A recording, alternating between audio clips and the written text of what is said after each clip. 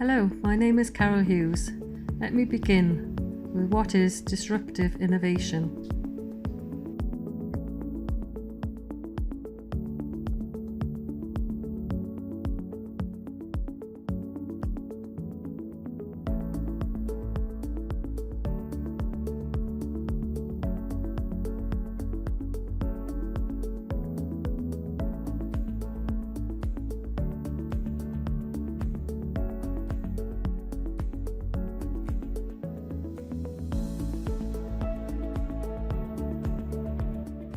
Henry Ford founded the Ford Motor Company. He didn't invent the car, but he did revolutionise the motor industry and severely disrupted the horse business. Henry Ford took other people's ideas and made them better. He was a disruptor. He was clever. He was trying to build a product that anybody could buy. He didn't actually make the quote about horses, but it makes a valid point in the design world and is widely used. Successful disruption, example 2. Google took us from paper maps to digital, but they might be falling behind a little. The trajectory shown on the graph above is W3W, what 3 words? It's typical of how business disrupts from the lower end of the market. For years, map reading techniques are essential, particularly if you're off the beaten track, and definitely in rural Ireland. There's nothing worse than an overnight stay that you didn't plan because the map was upside down. Google allows us to stick in the earbuds now and navigate the city on foot, but it's concentrated on the masses, the populated city, where the more data is collected, the richer Google become. In rural Ireland there are blind spots. I know, I live in one, and it's not military, and it's not a sensitive area, it's just farmland. I'm actually grateful for the new kid on the block, so to speak. W3W, what 3 words, has split the globe into 3-metre squares. Used algorithms to generate unique codes, and suddenly, there's my house. What 3 words are doing just as Google did initially, and they're looking at a different segment of the market, not just following the money. Currently, they're used by more than 100 emergency services free of charge and have saved lives. Not without flaws, but neither are Google Maps. Maybe both could also fit in the not quite there yet category.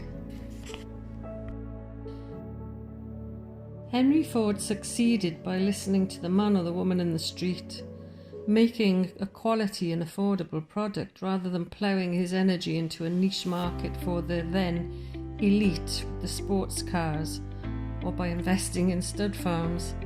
The same business model was used when the analogue radio market dominated. Transistor radio won as the poorer segments, usually the students, wanted portability and affordability. Not quite there yet. Example 1. I'm wearing the first couture Twitter dress by Cute Circuit, and it's crazy. Nicole Scherzinger making Twitter fashion history after wearing a crystal-encrusted digital dress which lights up to spell out tweets sent by fans. Why are we wearing these? I'm preparing a hug for you. Marvellous. Because humans need about 30 to 50 bits of touchy-feely contact every day, and if they don't get it, they get depressed. Do we? So you need your hugs. But how do you get your hugs when you're the other side of the world? Well, what you need is a Cute Circuit hug shirt, which is what these are. There are sensors in each of these red zones that record pressure and skin temperature and send it to your mobile phone by Bluetooth. So I can send you a text message with all that information in it and you get my hug. Not quite there yet. Example 2.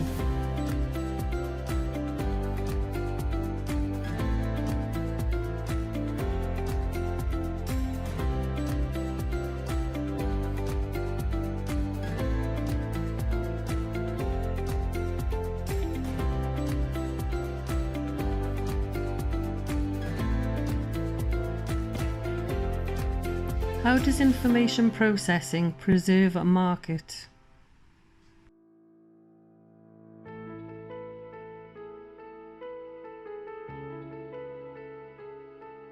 The forecast is that by 2050 there will be around 10 billion people to feed. Research into climate, surveys on land structure, and information on livestock are just a few sources of big data which enables farms to adopt something called zero grazing. The grass is mechanically mown and taken to the cows, meaning they still get out to play but with full bellies.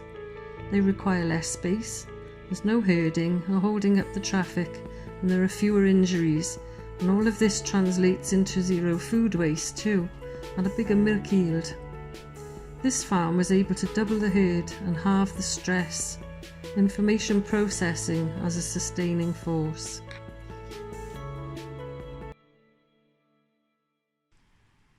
Preserving the market leadership, 01.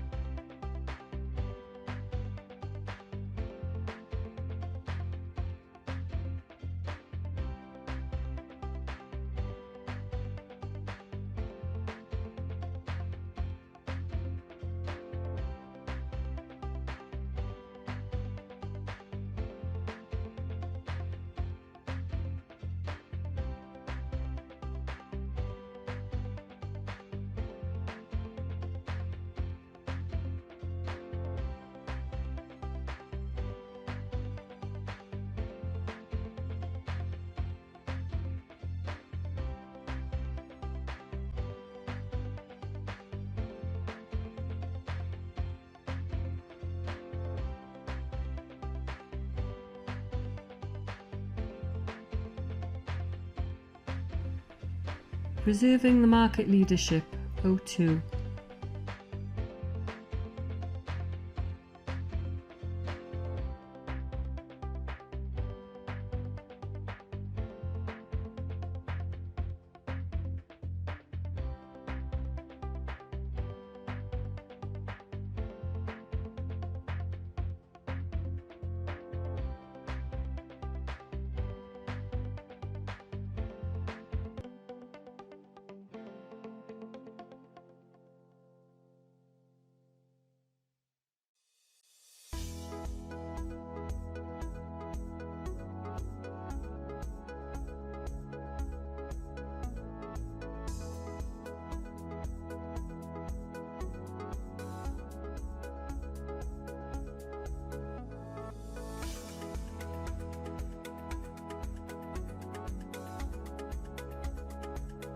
My conclusion on the extent that information processing is a disruptive force or a preserving force in markets.